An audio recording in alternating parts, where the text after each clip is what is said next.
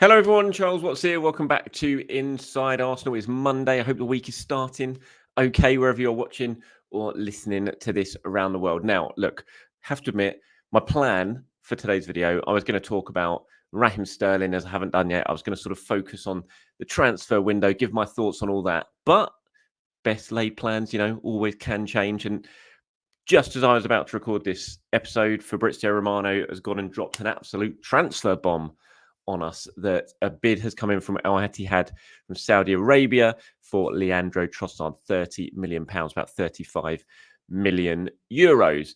And so basically, I'm thinking I have to talk about that because this is really, really big news. Obviously, we don't know yet Arsenal's reaction to that offer. I'm going to give my thoughts on it, and I certainly hope I know what Arsenal's reaction to that offer is going to be.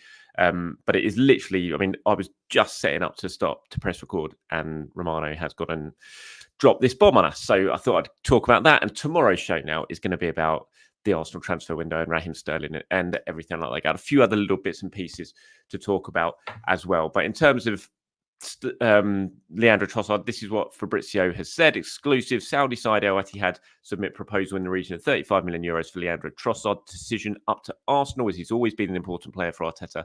Official proposal arrives ahead of the Saudi Pro League deadline as El Ittihad keep looking for a new winger. Not news I was expecting this morning, I have to say. I think once the transfer deadline shut over here, you kind of look at it and just think that's it, done and dusted. But of course, the Saudi deadline is not for a while yet. It's open, the window's open longer than it is in England, and this sort of thing can always arise. And look, I would hope that Arsenal's reaction to this is a very swift no deal. I don't think they're in any position where they can really accept this offer. I don't think it's enough money anyway to do it, especially once, given the fact that it has arrived after the British transfer window is shut, so Arsenal can't react to it and go and sign a replacement or anything like that. So 35 million euros, 30 million pounds is just not enough, in my opinion, to even tempt them to do business. But even if it was more than that, they just cannot. They would leave themselves so short, in my opinion, for the first half of the season. Yes, you just got to get yourselves to January and then potentially you could invest. But we saw this summer that Arsenal, we know the winger they really, really wanted to sign this summer was Nico Williams. That proved impossible. And they've obviously ended up getting Raheem Sterling late on instead. But that shows how difficult it is to land your top target. So even if Arsenal were to accept a bid now and then try and get to January and replace Trossard, there's no guarantees halfway through the season you're able to replace him anyway, because the team who you're trying to sign a new player off will be playing hardball. They know you're desperate because you've sold Trossard, and so it won't be an easy deal to do in the first place. So I just really hope, and I haven't been told the answer to this yet. I have sent a few messages before recording this video, but I haven't got anything back yet, and I've not seen it put out anywhere else yet where if there's any sort of briefing in terms of what Arsenal's reaction to this bid is. But I certainly hope it's going to be a no deal and move on. Whether Al Ittihad accept that or not, and they come back with a bigger bid, if Arsenal do reject, which I expect they will do, this initial offer, we'll have to wait and see. For Trossard as well, this could be unsettling. So it's not ideal for Arsenal, especially at a time when at the moment the squad is a little bit stretched. There's injuries, there's suspensions. You don't want anything sort of unsettling any of the players who are fit and available. And Trossard is one of those players at the moment. And you would imagine that this offer has arrived, that Trossard and his reps will know exactly what's on the offer, personal terms wise, should he make this move. And you imagine that it's going to be a big, big deal potentially for him as well in terms of personal terms. So is this going to be an unsettling thing for Trossard? It's another issue that could well sort of play against Arsenal, really, in this. It's just not an ideal situation to be in. I've seen the immediate reaction on social media, and certainly from fans that I follow and who are popping up on my timeline. Everyone is of the same opinion that this needs to be rejected, and very, very quickly. And I'm sure it will be, but find out pretty soon, I would imagine. Love to get your thoughts on it, of course, down in the comments below. What do you think here? Is this something that Arsenal should consider?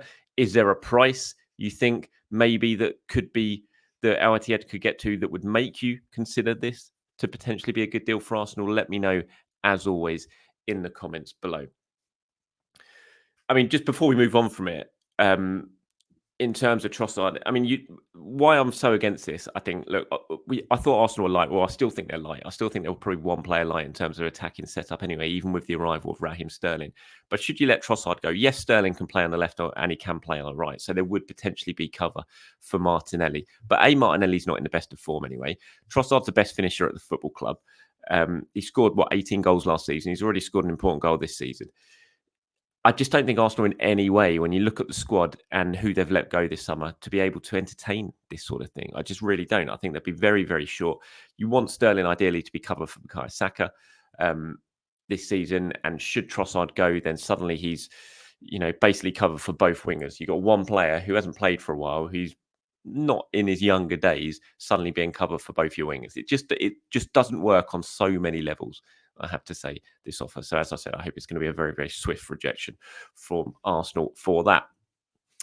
Right, moving on now, just to Declan Rice. There's been lots of fallout. Obviously, I had my say on it yesterday in terms of what happened in that game against Brighton and the red card and my thoughts on it. And I was watching Super Sunday yesterday and I've seen lots of people talking about it. It baffles me out. It really does baffle me out how many people I've seen just sit there and say, well, by the letter of the law, it was correct decision. He had to go. He had no other choice but to send him off.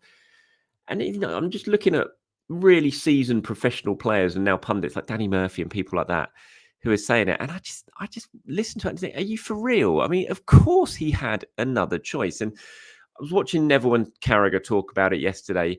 And again, Carragher was kind of along the lines of he had no other choice, but it was soft and maybe the referee could have done something a little bit different, but by the letter of the law and all that stuff. Neville was more of the case of, look, it was really soft. I'd have been disappointed if I got sent off for that. The letter of the law stuff it just doesn't make any sense, really, because if you put that against every other decision, then you're going to see so many things ruled out and fouls given and yellow cards given and goals disallowed and things like that. You can't just strictly go to letter of the law. There was no doubt in my mind. Chris Kavanagh had another choice he could have made in that incident, and he didn't take it. It was just in the first half when he had the choice to book João Pedro and he decided not to take it. By the letter of the law, that had to be a yellow card. In the first half, when the Brighton fullback, I've forgotten his name now, off the top of my head, pulled back Bukayo Saka on the edge of the box, didn't get a yellow card.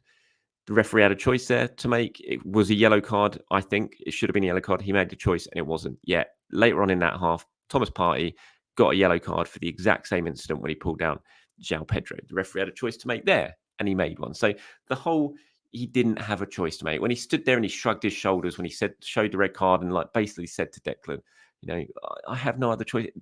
It's just rubbish. That just has to be completely ignored. He did have a choice to make. And in my opinion, he chose a completely wrong choice. It's punished Arsenal to the full extent, not only into the game when they had to play for 45 minutes with 10 men and ultimately dropped 2 points because of it. But of course, now he's also going to miss that game against Spurs after the international break. The heaviest possible punishment for the smallest, minute little thing, when the most sensible thing the referee could have done was just to walk over to Rice, to Veltman, tell him to get up, say, stop mucking around, stop being so stupid and just play on with the game. That was the sensible decision to make.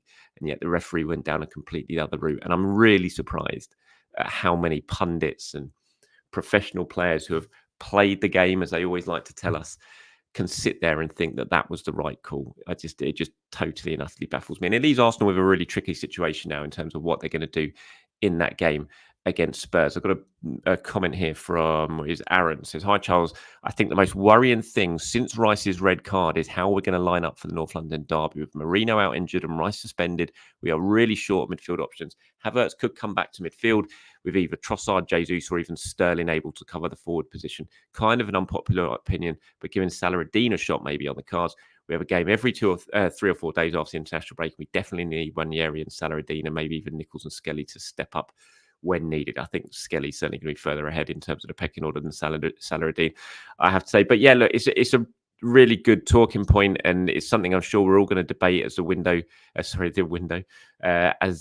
international break goes on in terms of what is Mikel going to do to this. I mean, a big thing depends on Gabriel Jesus. If Gabriel Jesus is fit, then he could play as a striker and you move Havertz back into that left 8 role. Ideally, though, you don't want to do that because we know how well Havertz is playing up front. We know how well Arsenal play when he plays up front. Do you really want to bring him back into midfield and take away the striker who scored 2 goals in 3 games at the start of this season. You don't really ideally want to do that. And also, there's a big question mark about how fit Jesus is anyway, because he hasn't played any football since picking up that injury.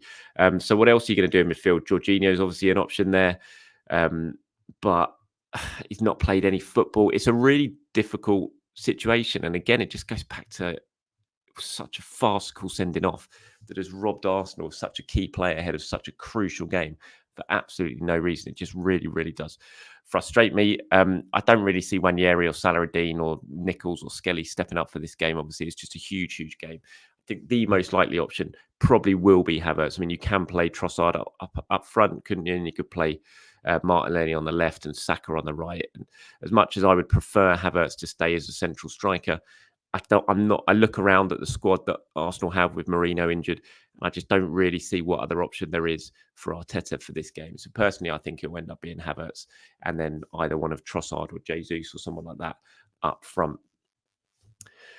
On Sterling, first training session for him today after his move for Arsenal. So big moment for him. I'm sure he'll certainly be involved against Spurs, not going away with England, obviously, during the international breaks. I'm sure he will be involved one way or the other against Spurs. When you could technically even play Raheem Sterling as a false 9, I suppose, for that game against Tottenham. He's not going to do that. I'd be stunned if he goes straight into the starting 11. But there is the option to do something like that. We've seen he can play in that role in the past, but I can't imagine he will. But yeah, big moment for him, starting his training session today with his new teammates for the first time, and he'll spend the next 2 weeks. Arsenal will be working very, very hard to get Sterling up to speed as quickly as possible. The good thing is, and again, I'm going to talk about this all in tomorrow's show, where I am going to focus a lot on the move for Sterling and Arsenal's transfer window as a whole. The good thing with Sterling is he's not going to take too much time to get up to speed in terms of what Mikel Arteta wants, because we know the pair of them work well together. They've got experience of working together. So Sterling's going to know what Arteta is going to be demanding from him. And I think you look at Sterling's best bits, you look at where he gets himself into positions where he can score from, and you look at the way Arsenal play. There's a lot of things that sort of tick the boxes to think he could well be a success once he settles and adjusts to life at Arsenal. And that all starts today. So big news for him, back in training today. And yeah, like I said, I'm going to talk more about Sterling's move and give my thoughts on it and the window as a whole in tomorrow's show. So you want to get involved in that one, you know what to do. Get into the comments. Let me know your thoughts on it all. And I'll pull some of them together and get them included in tomorrow's show. So this is what the Premier League table looks like after the third round of fixtures. Man City and Liverpool, the only sides now with 100% records. Great win for Liverpool yesterday at a Manchester United side who look very, very much like the Manchester United side we've all become used to here. Despite how much money they've spent in the summer transfer window, they still look exactly the same. Complete disaster class from Casemiro yesterday. And yeah, they were awful. Man United, I mean, Liverpool easily could have run away and won that 5 or 6-0.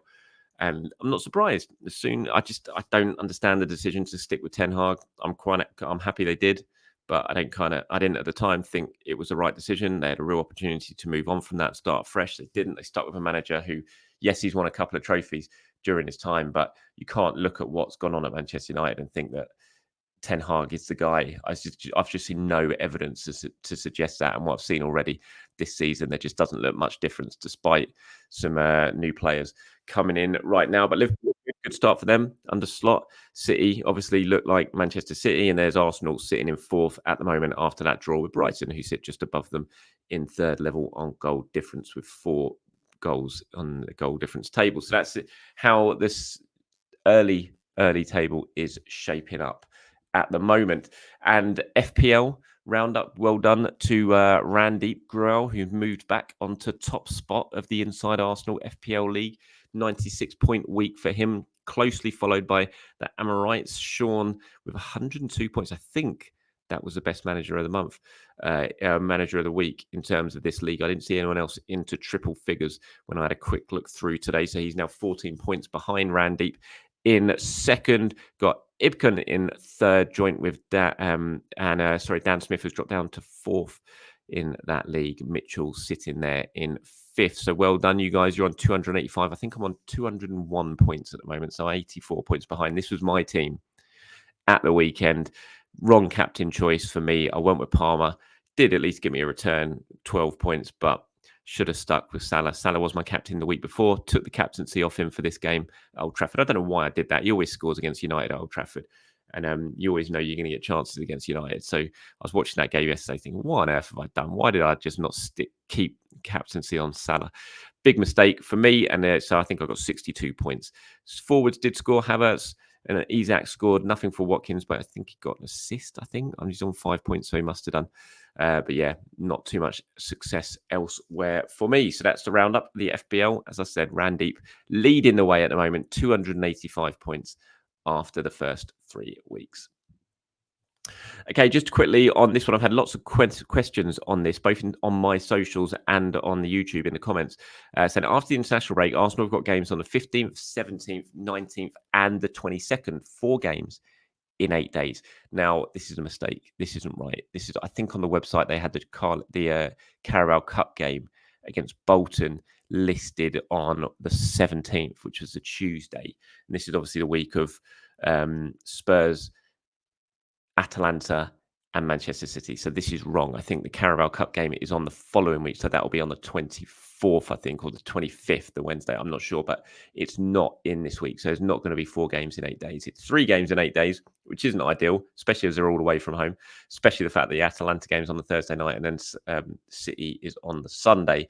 But yeah, the Bolton game isn't part of that week. It's actually going to be the following week. So that was just a little bit of a mistake. And see lots of you asking me about it. And that is the answer. All right, that's it from me, everyone. Thank you very much for your time. As always, I really do appreciate it. I'll be back tomorrow to talk Raheem Sterling, the transfer window, and everything else. I'm probably going to have more updates on what is going on with Leoandro Trossard. So looking forward to joining you for that one. Until then, have a very good Monday wherever you're watching or listening to this around the world. I'll speak to you very soon. Bye-bye.